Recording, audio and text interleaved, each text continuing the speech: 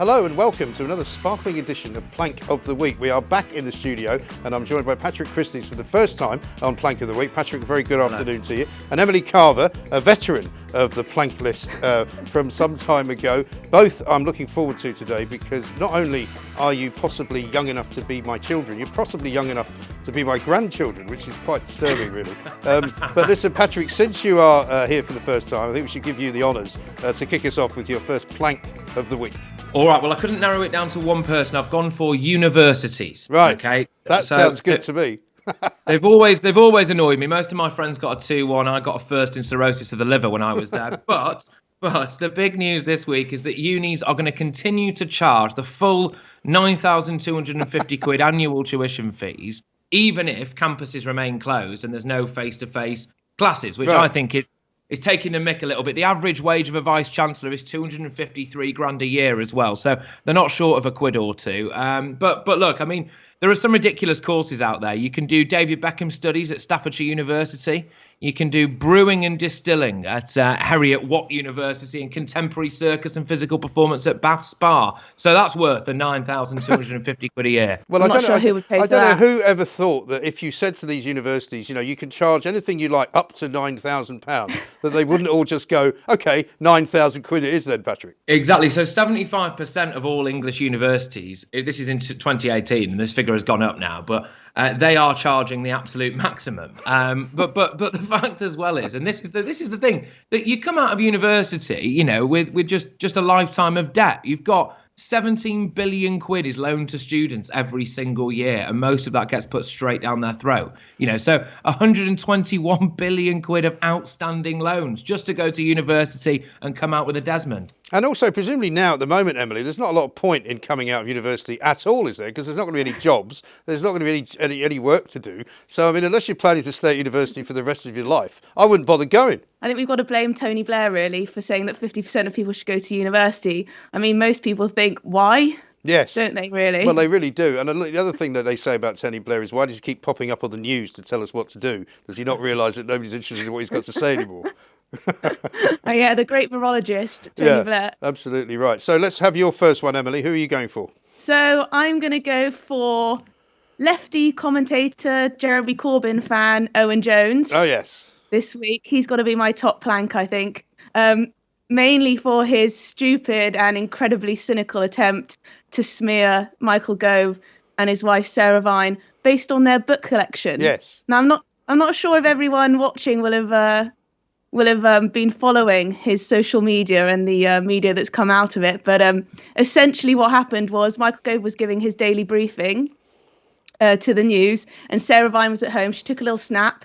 Her bookshelf was behind Gove, and there was a book by a Holocaust denier, David Irving. And so Owen went straight onto Twitter and accused them of defending hard right ideology because he had this book on his shelf. And let's bear in mind that he had, 200 other books up there? Yeah. Hundreds of books. He had a huge collection. And I mean, this is pretty ironic coming from Owen Jones, who tried his darndest to get Jeremy Corbyn, who's been accused of being an anti-Semite, or at least of allowing anti-Semitism to become rife in the party. I mean, they're still under investigation by the Equalities and Human Rights Commission. And Owen Jones is trying to accuse Michael Gove, who has been one of the biggest voices. If you know anything about Michael Gove, you'll know that he is anti-Semitism as much as anyone could be. So absolute plankish behaviour and so cynical. I think that he's just a bit upset that he's not getting the media attention he used to. Well, I be honest. I do wonder, Patrick, whether Owen Jones spends his entire life with a microphone, with a magnifying glass, you know, looking at all the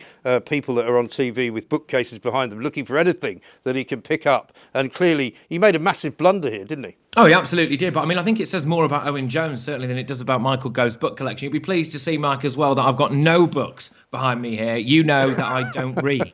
So it would just be several copies of Wayne Rooney's autobiography, although I have a rather fruity number about that period that Germany doesn't like to talk about. So we might have done that. But no, look, I think it said more about Owen Jones than anything else, didn't it, really? And of course, you're allowed to read stuff that you disagree with.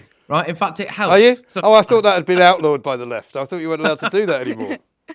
This is it, isn't it? I mean, does he just want the relentless kind of right-wing bucks that are there? Michael Gove can't deviate whatsoever from what his political ideology is. No, of course, you're allowed to read stuff that you don't agree with. That's the rules. I mean, I remember going back to the beginning of this whole bookcase gate, where Dominic Raab, I think, was the guy, was he not, who clearly had just, sort of mocked up what he would have on his bookcase behind him, because it was like a book about economic theory, which nobody's got, right? Some other rubbish about some international, disparate place that nobody'd ever heard of. And clearly somebody had actually gone through his book collection and gone, yeah, put that one there, that one over there, yeah, that one. I mean, I've had conversations with people at the office here that when you're in some kind of Zoom meeting, the trick is to put some kind of clue down as to how you really live and what you're really like. One of our bosses had an arcade gaming machine behind him, and everyone was like, wow, that's the coolest thing we've ever seen. But there were suggestions that you could have an old copy of Fiesta magazine lying about that you'd forgotten so people could see, just to wind a few people up, because, there are people, I'm sure, like Owen Jones out there, who do nothing but just look for some kind of, wrong thing that's in the picture, and so they can make fun of you.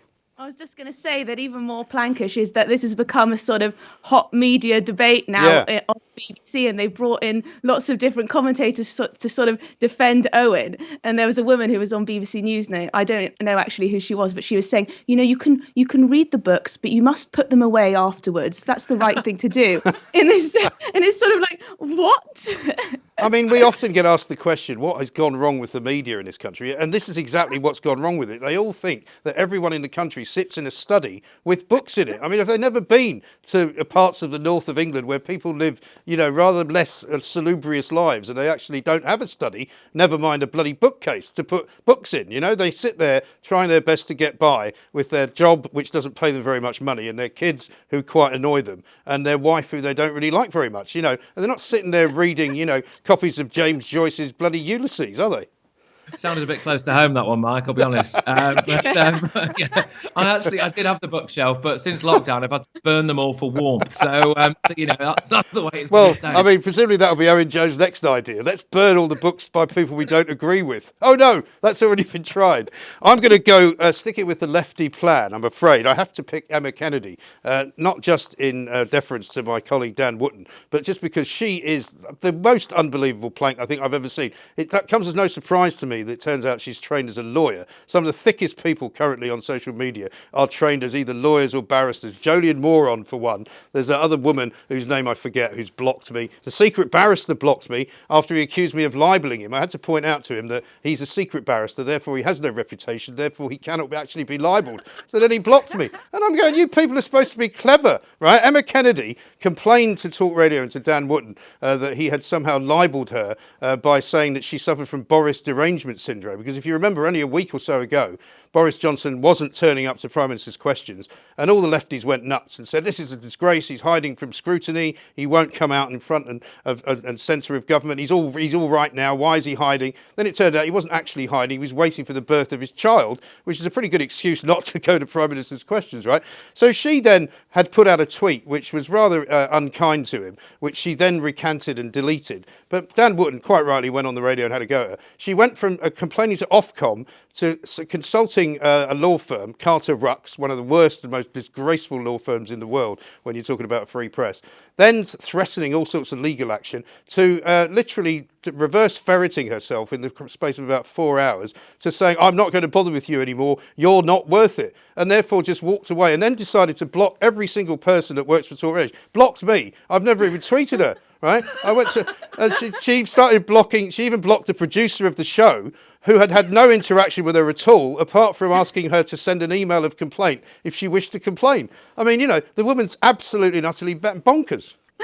Well, I mean, this just shows, doesn't it? It just shows that this is all they've got left. Some of these sort of lefties, they lost the argument during the election, and now they won. No, they won the argument. To be fair, I mean, they do say that they did win the argument. The whole winning the argument thing is something that I like to say to the girlfriend shortly before I sleep on the front lawn. So it's like, I won the argument. Yeah, but you are outside, aren't you? So there's that. But look, I think it's just symptomatic, isn't it, of the quite bizarre lack of tolerance, a kind of hypocritical lack of tolerance that you see from the left, really, whereby if someone disagrees with you, even if you've got what is overtly a controversial opinion about something, then their response is to just block you, shut you down, ignore you, ostracize you. Well, that's not the way the world works, I'm afraid. Or to try and get you fired. I mean, they'll spend an entire day having a go at you. And as soon as you say something back, that's racist or sexist or, he must be immediately fired from his job. Unbelievable stuff. Let's get on to your second one, Patrick. What is it? Okay, all right. The Electoral Commission. Yes. So I'm getting stuck into this lot. They're not fit for purpose. So they referred Aaron Banks and Leave.eu to the National Crime Agency. They fostered these allegations, of course, that Aaron Banks, Leave.eu, essentially had Russian snow on their boots when it came to the money and the funding for Brexit. The claim was that they'd use this undeclared, unaccounted for foreign money in order to kind of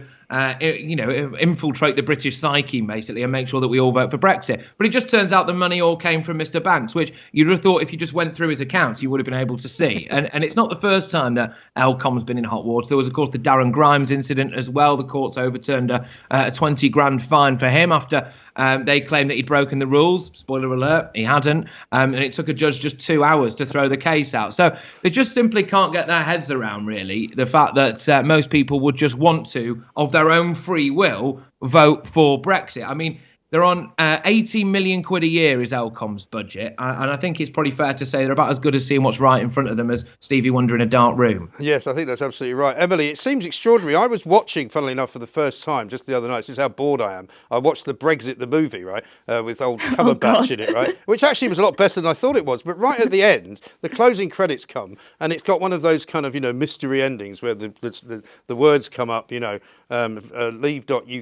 or whatever it was called, were referred to the Electoral Commission shortly after the referendum result was laid bare, and they have now been reported and are facing criminal charges. And then it ends. They don't add in the bit that actually they were then cleared of all the charges, which I really think they should add on, because if you're watching that film now, you're left with the impression that they're still facing charges, which I think is pretty rotten, really, don't you? Well, yeah, I do, and I think the Electoral Commission has a lot to answer for, to be honest. I mean, the way they treated Darren Grimes, who's a good friend of mine, I mean, it was outrageous. How old was he? He was, 22 when he had to go through this investigation, and he had done nothing wrong. And it's awful, and it's just the establishment, we use that word a lot, but they still can't seem to get to grips with the idea that the people just wanted to leave the European Union. It's as simple as that. Get over it. And they're still talking about it now, aren't they? They're saying, with this coronavirus, this proves that we shouldn't leave the European Union. I mean, the European Union have dealt with this virus really appallingly on the whole. They were so slow to react. And I mean, it's just farcical now, isn't it, really? Well, I think by the time December rolls around, there literally will be no European Union to leave. It will just be a sort of a rotten carcass lying on the beach at Calais, having been eaten to death by a few sort of rabid wolves, because there's literally no money left. I couldn't agree more. I think we got out when we needed to be honest. I mean, Patrick, I can't say I miss the EU. I can't even say that I miss arguing about the EU, but I'm really looking forward to the end of the EU, quite frankly.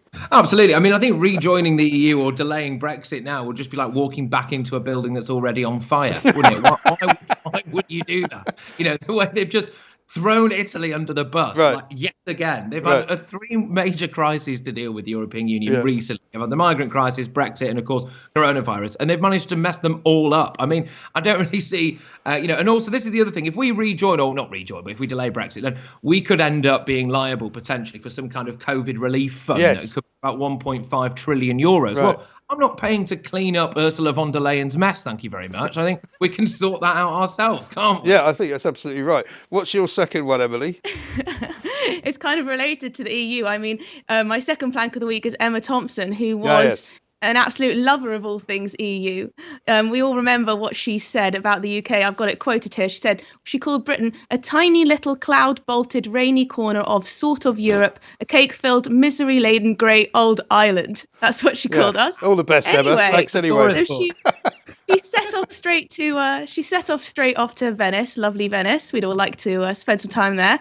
Anyway, a couple days later, after getting her citizenship, she decided to get on a plane back to Blighty to stay with her mother up in Scotland against the COVID-19 quarantine rules. And so after slagging off Britain, after ditching post-Brexit Britain, she's back in the UK. An amazing woman. I mean, this is the same woman who flew all the way from Los Angeles to tell us all not to fly, and said it was all right for her to do that on the grounds that she was already paying for it in some kind of carbon offsetting scam, a bit like Elton John. I mean, Patrick, it's hard to believe that these people can actually wake up and look at themselves in the mirror.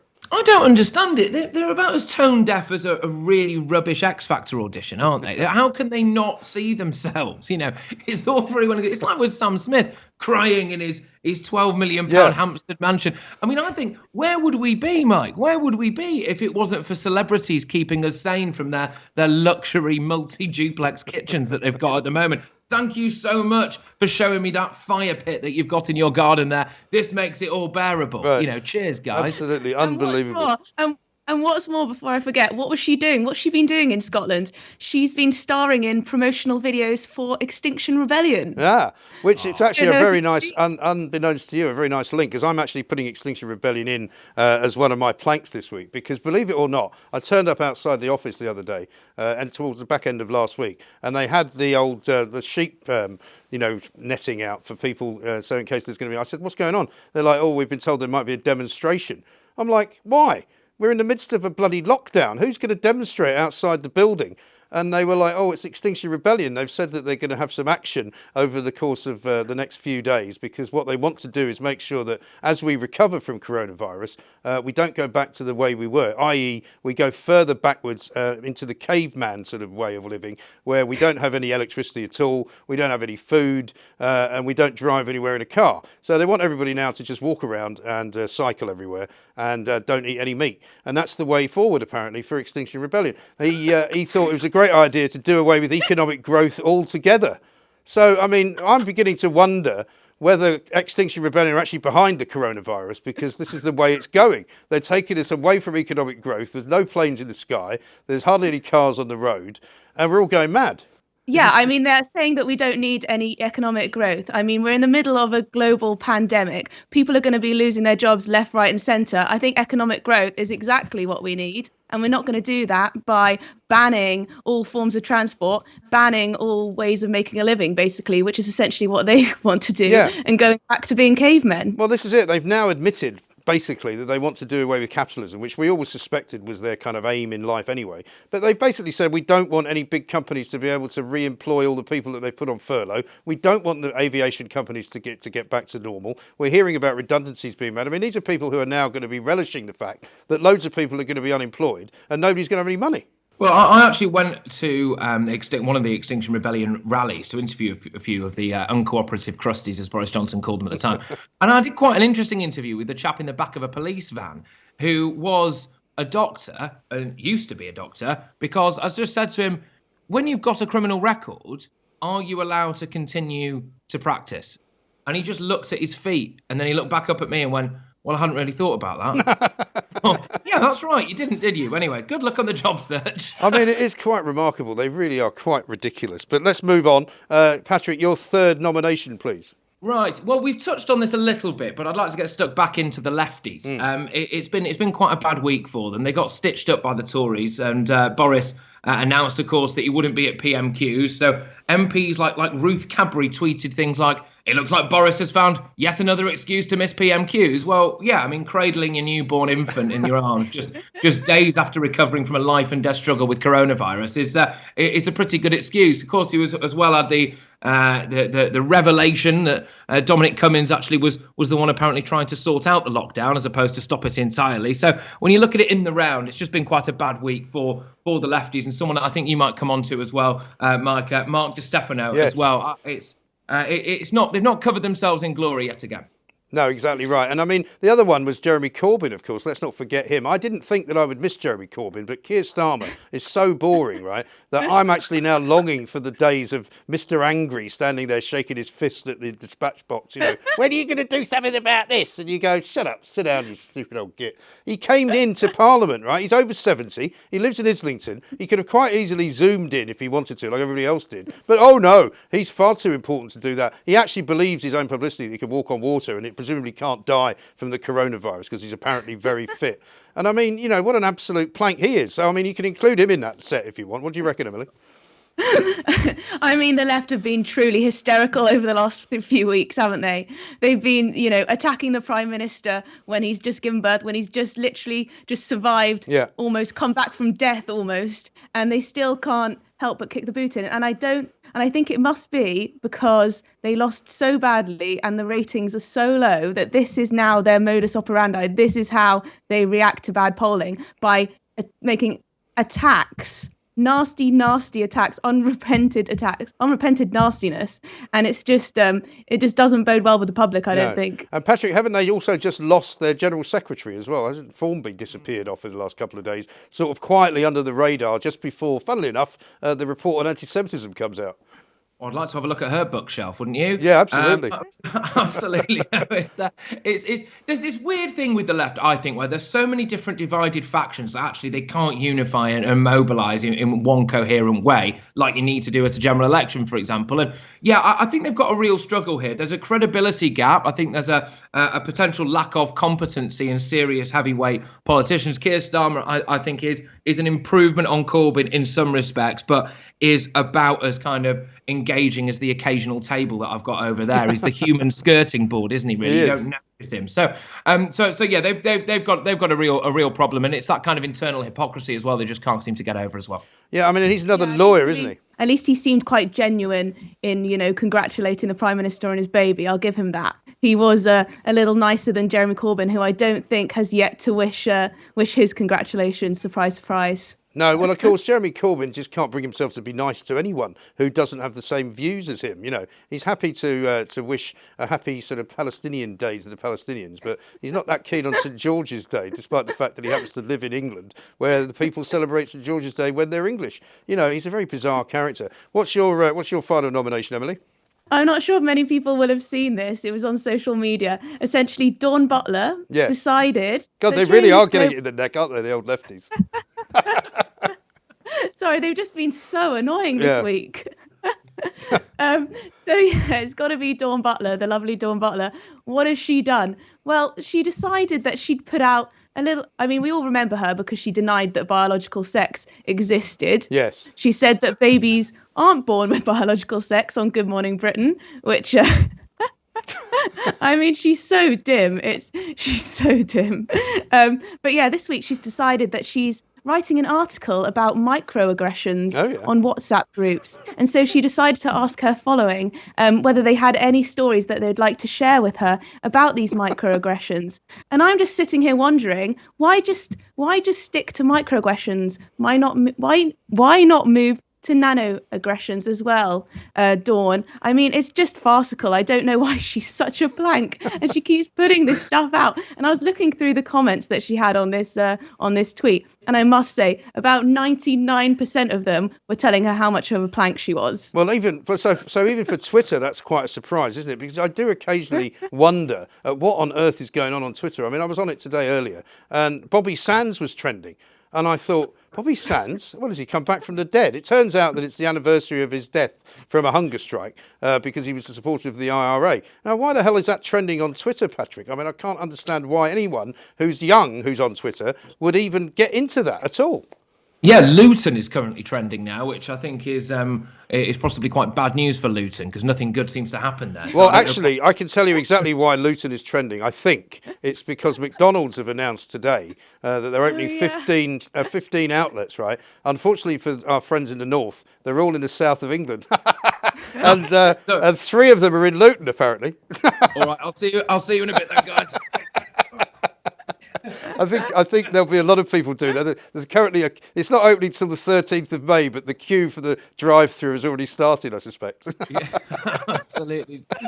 Twitter is this kind of like void, isn't it, where all horrible things go to die. I mean, it's easy to end up like the people who've relentlessly been blocking you, Micah, to end up in this little echo chamber where you just think that everything's right. I do think, honestly, that Boris Johnson could post a picture on Twitter of him carrying a baby out of a burning building and Owen Jones would still have a go at him. Oh, yeah, absolutely. It would be absolutely horrendous. Well, I'm going to go with you guys for the final off here. My final nomination is Mark Stefano, who you mentioned earlier. Now, a lot of people might not know who Mark Stefano is because he's a bit of a media figure. This is the guy who worked for BuzzFeed ended up getting hired by the Financial Times. He's a massively left-wing journalist. And the Financial Times actually has become this ridiculously left-wing organ. Lionel Barber, who was their last editor, was a massive Remainer. You know, the FT used to be, when I was younger, the one paper that you could rely on to be completely and utterly without spin, without any kind of bias whatsoever. It was purely and simply written for the people who worked in the square mile of the city. And it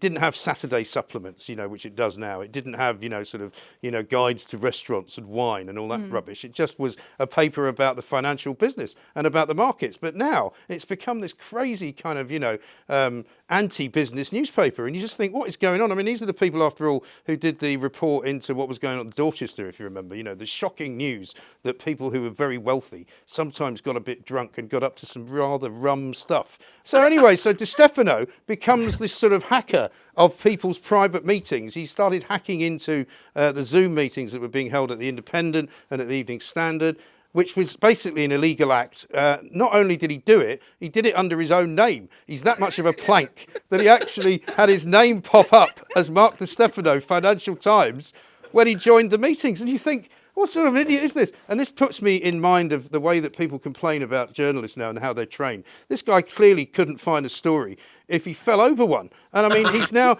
had to resign from the FT. But of course, he was getting all sorts of congratulations from the likes of Ash Sarkar, your friend Owen Jones, who all said, oh, what a terrible thing. That idiot, Aaron Bastardi, as I call him, he actually said to him, oh, well, we all make mistakes. Well, we certainly do, Aaron. You keep making them. And yet you've still got this secretly funded organisation that nobody knows anything about to plant ridiculous, you know, like pictures of Moscow during the communist, you know, sort of putsch against the Jews. And you go, this is a good idea.